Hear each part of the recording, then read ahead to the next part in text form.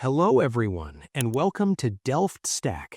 In today's video, I'm going to guide you through fixing custom scaling issues in Windows 11, specifically when your screen is zoomed in too far or the scaling options are grayed out. This process is straightforward, so let's jump right into it. The most common issue is that a custom scaling number has been entered, which locks the standard drop-down menu. We need to disable this manually. Go ahead and right-click on any empty space on your desktop and select Display Settings from the menu. If you are stuck with a huge zoom, you might need to scroll around to find this. Under the Scale and Layout section, look for a notification text that says Custom Scaling is set. Right below that text, you will see a link or a button that says Turn off Custom Scaling and Sign out. Go ahead and click that link. Your computer will immediately sign you out to reset the display engine. When you sign back in, the scaling will be reset to the default 100% and you will be able to use the drop-down menu again.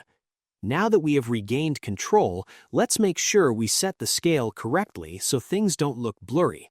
Head back into Settings and Display. Now, looking at the Scale section, you will see a drop-down menu is available instead of a grayed out box.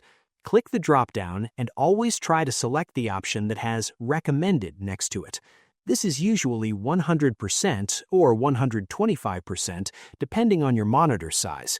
If you need things larger but the recommended setting is too small, try the next percentage up like 150% rather than typing a custom number, as this keeps the text sharp.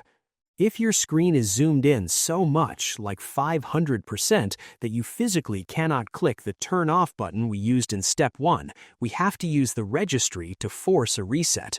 Press the Windows key plus R on your keyboard to open the Run box. Type in Regedit and hit Enter. Navigate through the folders on the left, H key Current User, then Control Panel, and then click on Desktop.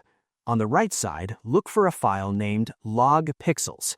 Right-click on LogPixels and select Delete, then click Yes to confirm.